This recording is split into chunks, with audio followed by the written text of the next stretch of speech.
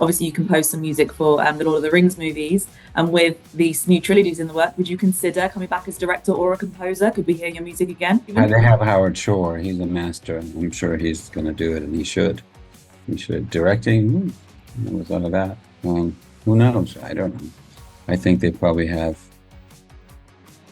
people they would prefer. I know Andy Serkis is going to do one, so what else there is to do? But sure, why not? I mean, I'm open to suggestions. I don't have to just direct things I've written. Who knows? Character of Vivian, both a girl and then the grown-up version. I was just writing this during the pandemic, actually in 2020, during the lockdown. I had this image of things I knew about my mother when she was a little girl and the sort of place where she grew up, that kind of forest in the northeast of the United States near the Canadian border, maples, red oaks, black walnuts, hickories. And she had a real vivid imagination. She was very curious about other people, other cultures. She read stories to me, told me stories like most moms do, but she also took me to the movies when I was very young, and her whole life we would go to movies and always talk stories. And, yeah, it's dedicated to her, the movie, because Vivian is inspired by her, at least her person. And then it morphed into a Western once I realized that I wanted to place her in the 19th century on the Western frontier.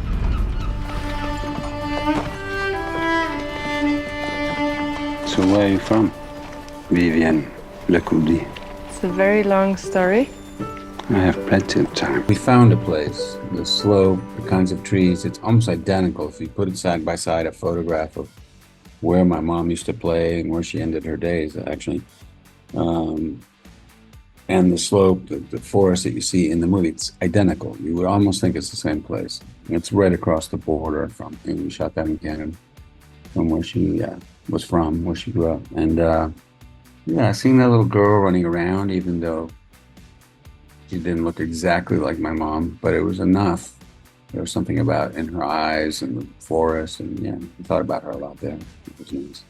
Yeah, absolutely beautiful. And I do have to say again, it was an absolutely stunning watch. Each frame felt like a painting. It felt just so visceral and so real. What was the kind of difficulties of working with such an environment? Did you have to kind of battle the elements, if you will, to kind of make sure each shot was perfectly done? Well, we had great cinematographer, Marcel Ziskind, who's from Denmark, and he shot my first movie, Falling, the first one I directed.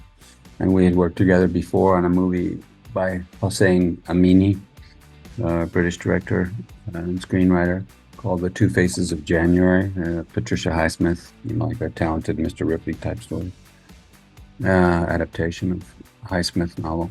And he's great. He's very technically able, but he also is very sensitive. He's very, very good eye. And I made it clear to him, at first it was like, oh, it's a Western. He said, these big crane shots, and we can do this, that. And I said, no, I want to be respectful of the classic type of Western where you don't really think too much about how the camera's doing it.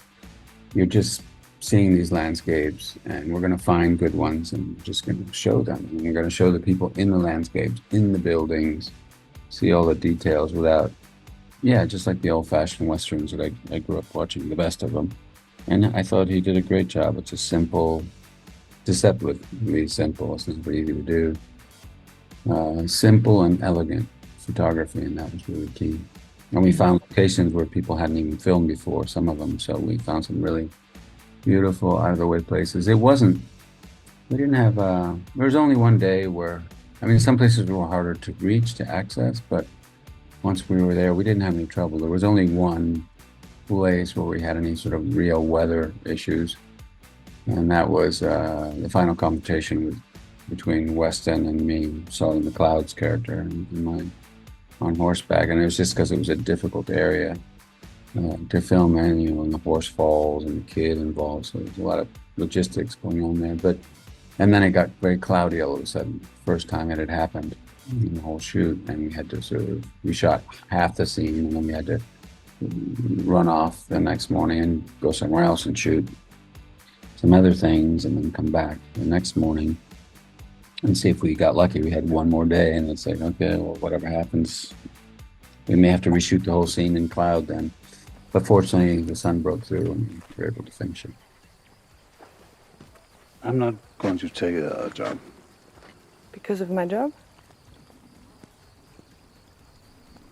Because I'm thinking about enlisting. Thinking about it?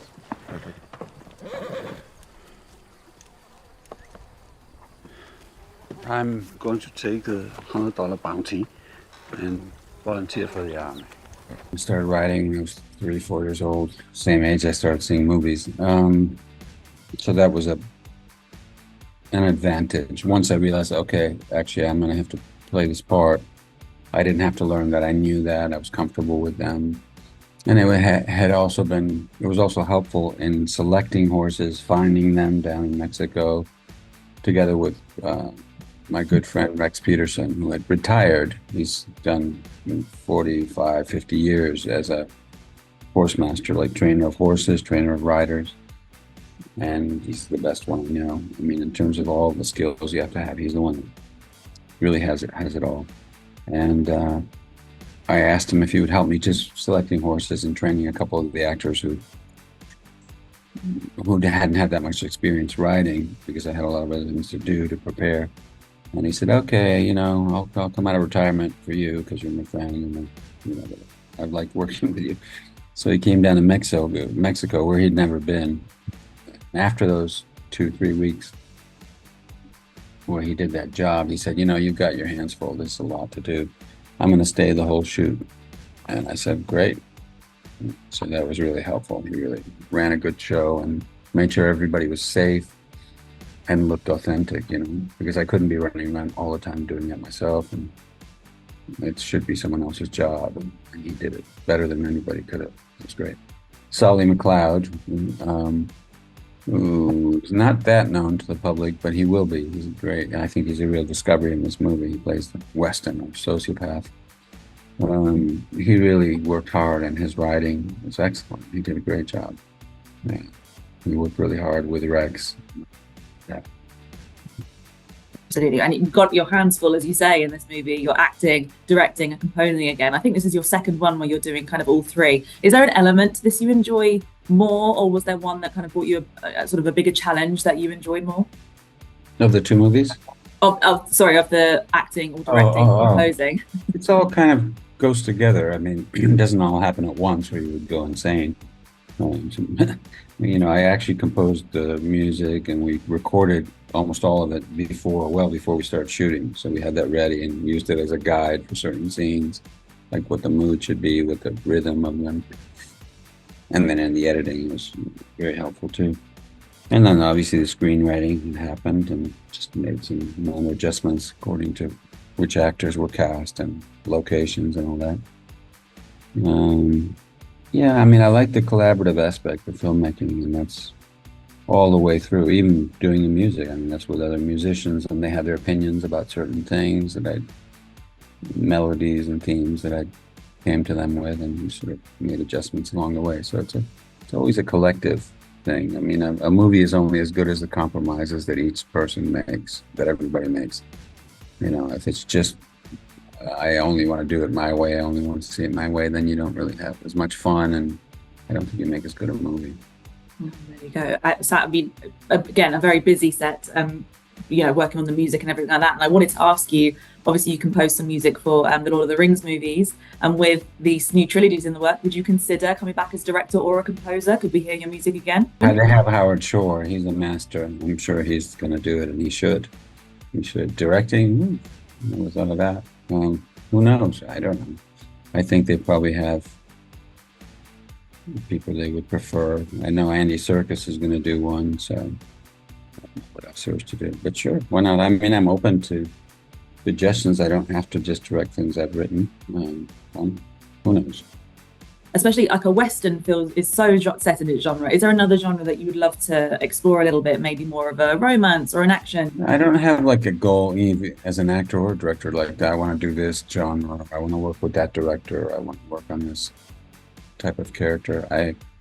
Not really. I mean, I'm trying to think the ones I have that I could make. There's like 4 or 5 scripts I have.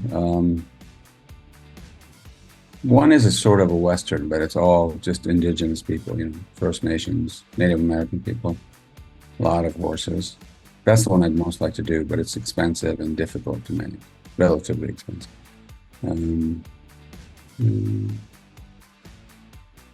Yeah, none of them is like really a thriller kind of story, like a film noir, although I like that genre.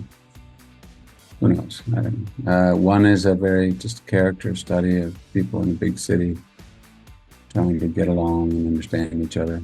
That's probably the one I'm going to do next.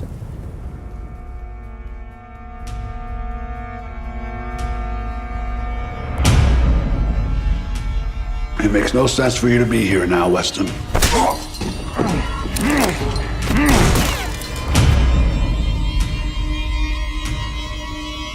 there going to be a problem, Mr. Schiller? I don't believe so, Alfred. Was there anything in particular, or any kind of filmmakers, Western filmmakers, that you used in order to gain inspiration for this project?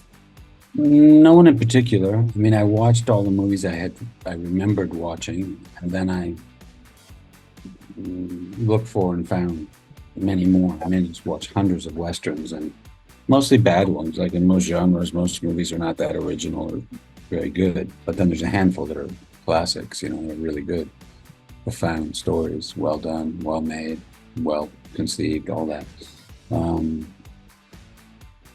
looked at those, but I found there were details, just especially the older Westerns in the silent era, because that was so close to the actual era they're representing, beginning of the 20th century, like 1910 to 1920. There were some Westerns that you could see, and even in the 20s, in the silent era, where you could see people really could ride well, and the buildings looked authentic because they were real buildings from then. Just the clothes, just certain aspects seemed authentic because these were people from that era or sons and daughters of people who had lived through these things, and outlaws and marshals and coming of the train, the railways to the west, the Indian Wars, so-called Indian Wars, mining, the boom times, the gold rush, people that had some kind of memory. It wasn't so long ago. So there's images in those movies that we looked at, as well as actual photographs of the period, like the Smithsonian Museum and other places. You can find photographs of miners, cowboys, women, all kinds of stuff. So it was fun to research. Virgin Radio.